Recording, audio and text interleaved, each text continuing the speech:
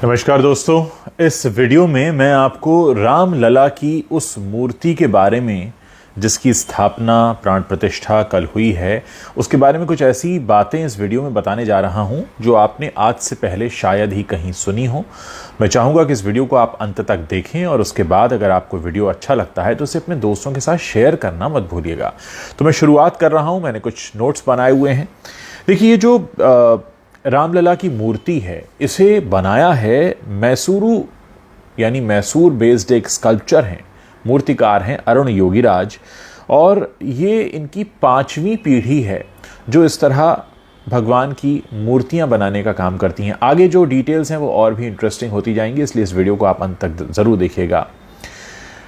योगीराज ने ये जो मूर्ति बनाई है, ये असल में एक ऐसी शिला के पत्थर से बनाई गई है जो करीब करीब 3 बिलियन ईयर्स ओल्ड है, यानी बहुत पुराना पत्थर जहाँ से इसे लिया गया है। यानी आप कह सकते हैं कि जब इस सृष्टि का निर्माण हुआ होगा, आप कह सकते हैं कि लगभग ये उतनी पुरानी शिला है। दूसरा, ये जो कृष्णा शिला है, इसको हम बोलेंगे कि काले रंग की जो शिला है, इसको निकाला गया गुज्जे गोदानपुरा, ये जयपुरा हुबली में एक इलाका है, वहाँ से HD कोटे तालुका में आता है। और इसमें यह भी बताया गया है कि इसको बनाने में जिस तरीके की कला का इस्तेमाल किया गया वो बहुत प्राचीन है। यानी इस रामलला मूर्ति को जब कोई भी भक्त पूजने के लिए आएगा तो वो पूरी तरह से कनेक्ट हो पाए उस युग से।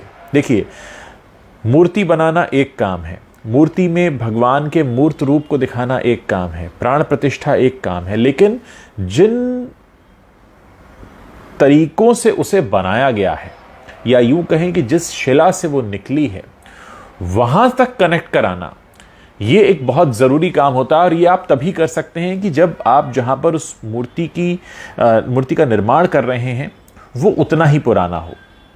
मैंने जो नोट्स निकाले हैं उसके हिसाब से इसको सोपस्टोन कहते हैं, और ये सोपस्टोन इसलिए कहा जाता है कि काफ़ी चिकना पत्थर हो जाता है क्योंकि ये इतना प्राचीन है, इतना पुराना है। इसके साथ ही एक रामदास नाम के एक लोकल कॉन्ट्रैक्टर हैं, जहां से, अब ये उस स्थान का हम जिक्र कर रहे हैं जहां पर ये शिला निकली है। तो ये एक कृषि भूमि थी मिस्टर रामदास की, जो 78 साल के हैं और एक लोकल कॉन्ट्रैक्टर भी हैं। ये इनकी कृषि भूमि से ये शिला निकली है, यानी इसका उद्भव वहां से हुआ है। दूसरी बात, ये एक ऐसा सुपीरियर क्वालिटी का पत्थर है जो बहुत मुश्किल से मिलता है। और सबसे बड़ी बात यह है कि जिन सज्जन के ज़मीन से ये शिला निकली है, उन्होंने अनाउंस किया है कि वो अपनी ज़मीन का 4 गुंटा इलाका वो राम टेम्पल के लिए दान करेंगे। यानी उन्होंने उस हिस्से को अब खाली छोड़ दिया है जहां से रामलला की मूर्ति के लिए वो पत्थर निकला। जैसे मैंने बताया आपको, 3 बिलियन ईयर्स ओल्ड है, सोपस्टोन भी कहलाता है, बहुत पुराना है, प्राचीन है। और रामदास मानते हैं, उनका नाम भी इत्तेफाक रामदास ही है, जिनके ज़मीन से वो निकला है। और उन्होंने ये कहा कि हम अब इस ज़मीन के 4 गुंटे हिस्से को हम दान करेंगे और यहाँ पर हम भी एक राम मंदिर बनाएंगे। तो न सिर्फ अयोध्या में राम मंदिर बना, बल्कि वो जहाँ से पत्थर निकला है वहाँ पर भी बना है। दोस्तों, कल का जो माहौल था वो पूरी तरह से राममय था। जिस तरीके से सब लोग मंदिरों में उमड़ रहे थे, जो लोग, जाहिर है सब लोग अयोध्या नहीं पहुँच सकते थे। मैंने अपने आसपास मुंबई में देखा जिस तरह का माहौल कल था, क्या ही दिवाली पर होता होगा जो कल था। और मैं स्वयं को बहुत भाग्यशाली मानता हूँ कि मेरा जन्मदिन भी कल था और मुझे जिस तरह के संदेश और मैसेजेस आ रहे थे और जो आसपास पूरा एटमॉस्फेयर था वो वाकई हमें बता रहा था कि किस तरह से सब कुछ राममय हो गया है।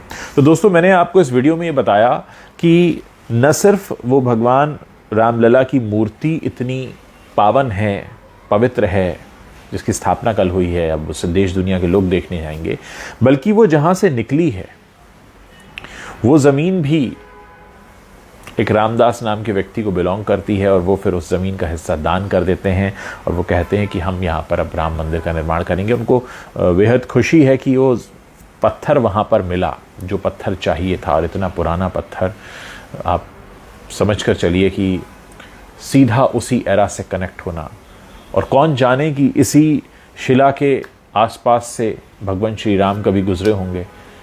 सिर्फ हम अनुमान लगा सकते हैं, अंदाज़े लगा सकते हैं इन सारी बातों के, लेकिन वाकई ये बहुत ही हैरानी की बात है। और मुझे लगता है कि रामलला की मूर्ति का रामदास नाम के व्यक्ति के खेत से निकलना और फिर उनका दान करना और इस तरीके से सारी बातें जो निकल कर आ रही हैं, सब कुछ ऐसा लगता है इस सबको देखते हुए कि सब कुछ पहले से तय होता है। और इस बात को हम हिंदू माइथोलॉजी में मानते भी आए हैं। बहुत सारे लोग जो ज्योतिष को मानते हैं, एस्ट्रोलॉजी को मानते हैं, वो कहते हैं कि सब कुछ पहले से निश्चित है। तो कहीं ना कहीं बहुत कुछ पहले तय हो जाता है, हम आकर उसको मूर्त रूप देते हैं।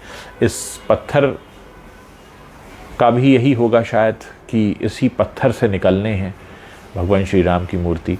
तो मुझे उम्मीद है कि आपको ये डिटेल्स पसंद आई होंगी और आप इस वीडियो को ज़रूर शेयर करेंगे। मुझे इंतज़ार रहेगा आप लोगों के रिएक्शंस और कमेंट्स